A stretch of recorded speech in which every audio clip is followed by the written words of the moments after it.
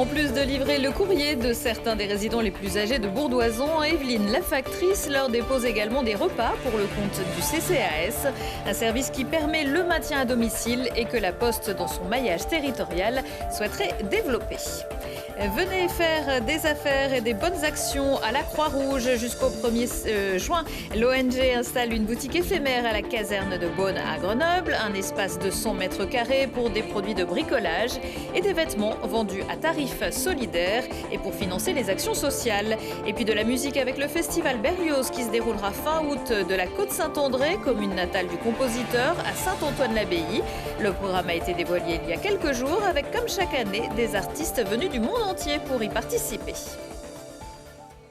Bonsoir à tous, ravi de vous retrouver dans ce JT du mardi 28 mai 2024. Du lundi au vendredi à partir de 18h, l'essentiel de l'actualité du Grand Grenoble.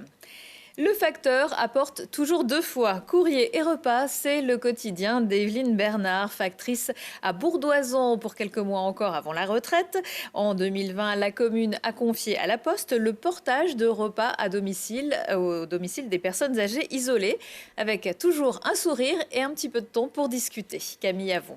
Aujourd'hui, ce camion La Poste ne livre aucun colis, mais bien des repas.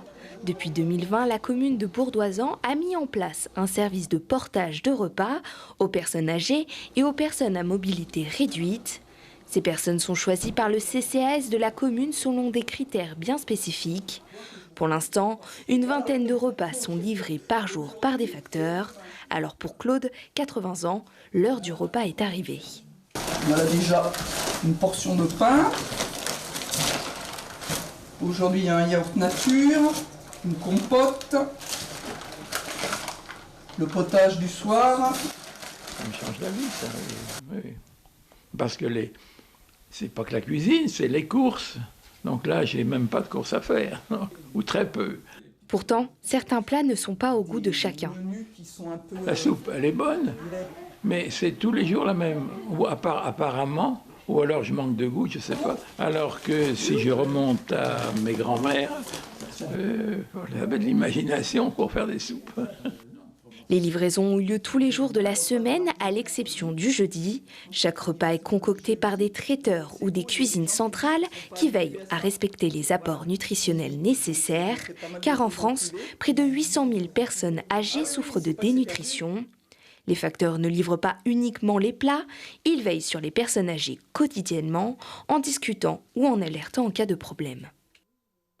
Des fois, il y en a qui sont un peu, je ne vais pas dire perdus, mais qui ont un peu des problèmes. L'autre jour, je suis arrivé chez une dame, malheureusement, elle n'arrivait plus à ouvrir ses volets roulants qui venaient d'être installés.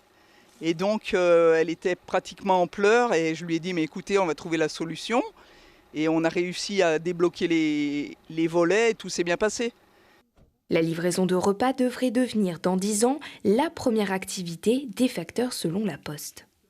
Aujourd'hui, on propose ce service pour aider les personnes, mais aussi pour diversifier notre activité. La Poste, comme nous, on est fort en logistique, c'est notre cœur de métier. On s'est établi sur ce marché. Pour un repas, avec la livraison, il faut compter environ 18 €. La Poste qui expérimente aussi depuis 2 ans en partenariat avec le CHU et le département de l'Isère, le programme EasyCop pour le repérage des fragilités chez les personnes âgées. La Croix-Rouge fête cette année ses 160 ans d'action au service des populations les plus fragilisées. À l'unité locale de Grenoble-Vercors-Grésivaudan, on propose toute l'année une épicerie solidaire étudiante, des cours de français et d'informatique, des maraudes, un accueil écoute-orientation ou encore des postes de secours. Et à l'occasion des Journées nationales, la Croix-Rouge a même ouvert un magasin éphémère dans la caserne de Beaune. On s'est dit qu'on allait monter donc une boutique éphémère qui permettrait de faire venir plus facilement des publics qui ne se dirigent pas forcément vers la Croix-Rouge, mais qui pourtant peuvent en avoir besoin. C'est pour ça que dans ce magasin, vous trouvez des dons de la part d'entreprises, de fondations, mais aussi de privés, qui nous donnent des choses qu'ils n'utilisent pas, qui sont en très bonne qualité, voire neufs. Et ces produits, on les vend à prix solitaire, quels que soient les revenus des personnes. Tout le monde est le bienvenu ici. L'avantage d'être justement dans le centre-ville, c'est de pouvoir peut-être s'intéresser à une population qui ne bénéficie pas d'aide, qui n'ose pas s'adresser à la Croix-Rouge. Notre intérêt, c'est de pouvoir aller voir toutes les personnes et peut-être qu'au détour d'un achat plaisir ou un achat de première nécessité, peut-être qu'une personne nous confiera qu'elle a besoin d'aide sur le plan de l'orientation, sur le plan des démarches administratives et que dans ce cas-là, dans la confidentialité, on pourra lui donner la bonne orientation, lui permettre de venir nous voir dans un autre lieu plus adapté ou dans lequel elle pourra nous confier justement qu'elle a besoin d'aide. En venant acheter de la papeterie, des vêtements, ou enfin tous les objets qui sont ici, on intervient et en fait on fait des dons pour la Croix-Rouge et pour toutes les actions qu'entreprend la Croix-Rouge. L'idée c'est de donner de l'argent au niveau local pour des aides locales. Voilà. La boutique est donc ouverte jusqu'à samedi de 10h à 19h. 2, 3 et même plus, c'est peut-être la solution pour le réarmement démographique voulu par Emmanuel Macron, les naissances multiples. Changer de voiture, changer de logement, mais avant les questions de logistique, c'est aussi bien préparer sa grossesse pour que tout passe comme une lettre à la poste. Le 28 mai, c'est la journée nationale de sensibilisation aux naissances multiples. L'occasion de faire le point à l'hôpital Couple-Enfants de Grenoble et Léonore Pointeau. 3,2 millions d'enfants naissent jumeaux en France, soit près d'un bébé sur 40. À l'hôpital Couple-Enfants de Grenoble, l'association Jumeaux et Plus met en place des services et des réunions depuis 20 ans pour les grossesses multiples. On accueille toutes les familles en attente de multiples, qu'elles soient adhérentes ou pas de l'association, qu'elles accouchent ou pas à l'hôpital, de manière à répondre à leurs questions, à essayer de réduire leur stress de manière à ce qu'elles partent avec des outils pour que cette grossesse se passe le mieux possible. L'association travaille avec l'hôpital pour apporter aux familles un aspect médical. L'année dernière, 94 paires de jumeaux sont nés au CHU de Grenoble, dont 40% par césarienne et 60% par voie basse. Donc, dans le cadre des suivis des grossesses gémellaires, on met en place un suivi mensuel de consultation obstétricale avec l'examen clinique de la patiente. Et il y a aussi, en fonction du type de gémellité, un suivi qui est échographique, qui est organisé soit de manière mensuelle, soit de manière bimensuelle. Un dispositif de la CAF permet un support financier aux parents ou encore un accompagnement technique pour les associations et collectifs. Tous les parents peuvent en bénéficier, quelle que soit leur situation, leur façon d'être parents, leurs revenus. Et puis ensuite, ce que j'appelle les coups de pouce, les parents peuvent être aidés s'ils remplissent un certain nombre de critères. L'hôpital Couple-Enfants organise les suivis d'échographie et les cours de préparation à l'accouchement. Il travaille aussi avec les sages-femmes de la DF 38 et de la DMR pour surveiller les grossesses gémellaires à domicile. Et l'hôpital de Voiron recrute en ce moment un infirmier ou une puéricultrice. D'autres jobs seront présentés jeudi de 16 à 19h à l'occasion du premier job dating de l'établissement. À la rubrique Faire part, les brûleurs de loups sont heureux de nous annoncer qu'ils ont finalement trouvé leur nouvel entraîneur venu du pays des meubles en kit et des tartines Vasa. Il s'agit de Per Handberg, un Suédois de 57 ans qui coachait précédemment les Danois des Hearing Blue Fox, médaillés d'argent de la dernière Continental Cup. Il a également travaillé en Suisse, en Italie et en Suède. Après les prolongations de quelques cadres et jeunes, reste pour Grenoble à étoffer l'équipe. À la Côte-Saint-André, le festival Berlioz ose l'Europe et la jeunesse pour son édition 2024. De la cour du château Louis XI en passant par le musée ou la halle médiévale, les œuvres du compositeur isérois résonneront de la plus belle des manières du 17 août au 1er septembre prochain. Présentation avec Faustine Bassac. C'est un événement incontournable depuis une trentaine d'années sur le département de l'Isère.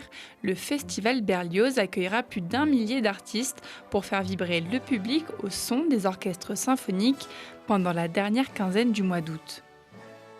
Et cette année, la jeunesse est à l'honneur puisque c'est le thème de cette édition et elle sera représentée par les différents orchestres de jeunes musiciens venus des 4 coins de l'Europe. Alors c'est un festival qui veut célébrer la jeunesse et qui se rappelle que finalement, la jeunesse de Berlioz, on la disait un peu comme celle d'aujourd'hui, perdue, sans repère, morose, parce qu'il y avait eu les révolutions, parce qu'il y avait eu tous les bouleversements. Moi je veux croire en cette jeunesse, je veux croire que comme à l'époque de Berlioz, par l'art, par la culture, par la musique, ils ont su sortir de ce mauvais moment, de ce mal du siècle. Le festival a désormais acquis une renommée internationale et de grands noms de la musique classique seront présents, dont Renaud Capuçon, un habitué de ce festival. Oui, Renaud, c'est un artiste très connu, c'est un ami aussi, parce que ça fait très longtemps qu'on travaille ensemble. Il reste fidèle à ce festival Berlioz, et puis nous sommes fidèles aussi à lui, puisque désormais c'est un Renaud Capuçon qui est aussi chef d'orchestre, qui vient au festival, et les gens attendent le violoniste, et on leur fait aussi découvrir le chef d'orchestre. Alors il est là avec son violon, mais aussi à la baguette. Une programmation riche avec des œuvres connues du grand public. Le festival Berlioz, c'est un événement populaire et accessible à tous, avec des tarifs préférentiels pour les plus jeunes et des concerts gratuits.